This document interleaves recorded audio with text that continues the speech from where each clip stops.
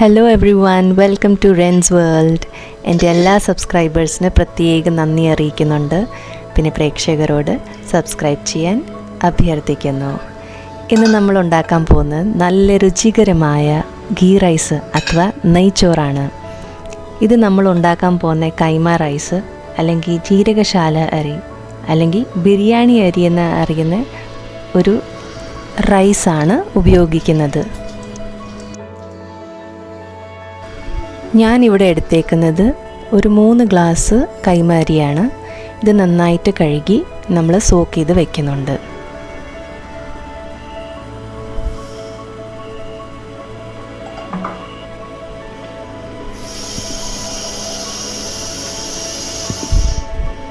ഇതേ നമ്മുടെ ചേരുവകളെല്ലാം റെഡിയാണ്.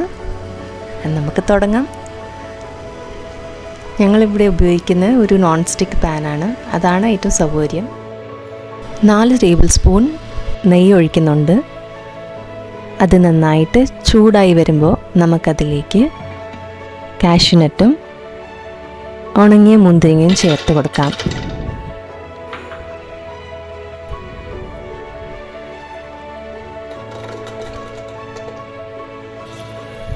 ഇത് നന്നായിട്ടൊന്ന് റോസ്റ്റായി കിട്ടിയ ശേഷം നമുക്കിതിലേക്ക് നമ്മുടെ മസാലകളിടാം. Bay leaf, cardamom, star anise, cinnamon. ഒരു 2 വലിയ സവോള നമ്മൾ നൈസായിട്ട് അരിഞ്ഞ് ചേർത്തിട്ടുണ്ട്.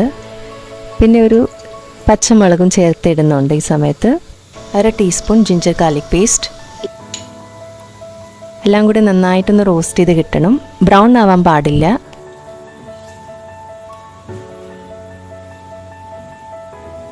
ഈ സമയത്ത് നമ്മൾ കുറച്ച് മല്ലിയില ചേർത്ത് കൊടുക്കുന്നുണ്ട്.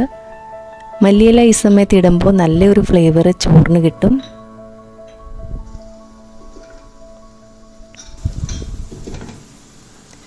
നമ്മൾ 3 ഗ്ലാസ് അരിയാണ് ഇട്ടേക്കുന്നത്. ഒരു ഗ്ലാസ്സിന് 1.5 ഗ്ലാസ് വെള്ളമാണ് കണക്ക്. അപ്പോൾ നമ്മൾ 4.5 ഗ്ലാസ് വെള്ളം ഒഴിക്കുന്നുണ്ട്. ആവശ്യത്തിനുമായ ഉപ്പ് ചേർക്കാം. ഉപ്പ് ലേശം മുന്നിലായിരിക്കണം, അല്ലെങ്കിൽ ചോറിൽ ഉപ്പിൻ്റെ ടേസ്റ്റ് കാണില്ല. ഒരു 1/2 നാരങ്ങ സ്ക്വീസ് ചെയ്ത് കൊടുക്കാം.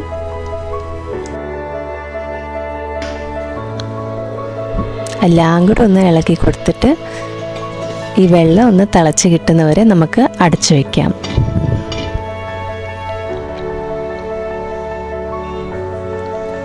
ഈ വെള്ളം തിളച്ച് വന്നിട്ടുണ്ട്.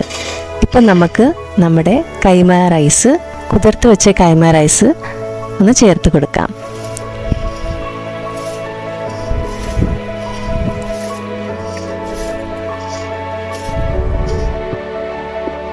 നന്നായിട്ട് എല്ലാം ഇളക്കി കൊടുക്കുക.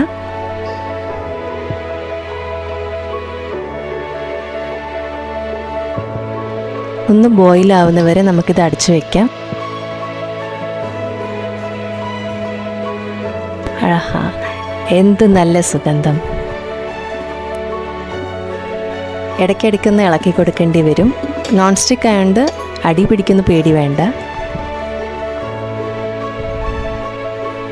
ഒരു 15 മിനിറ്റ് ആകുമ്പോഴത്തേക്ക് നമ്മുടെ ചോറ് റെഡിയാവും.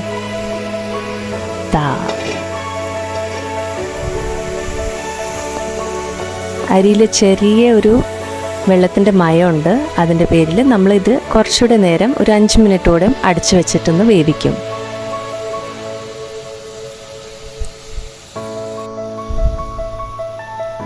ഒരു 5 മിനിറ്റ് ശേഷം നമ്മുടെ അരി പെർഫെക്റ്റായിട്ട് കുക്കായിട്ടുണ്ട്.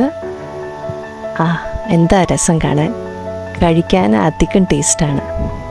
നമ്മുടെ ഗീ റൈസ് റെഡി ആയിട്ടുണ്ട്. ഇതിൻ്റെ കൂടെ കഴിക്കാൻ ഒരു അടിപൊളി ചിക്കൻ കറിയും വരുന്നുണ്ട്. നിങ്ങൾക്ക് ഈ ചോറ് ഇഷ്ടമായി എന്ന് വിശ്വസിക്കുന്നു. ട്രൈ ചെയ്ത് നോക്കുക. ഫീഡ്ബാക്ക് അറിയിക്കുക. ബൈ.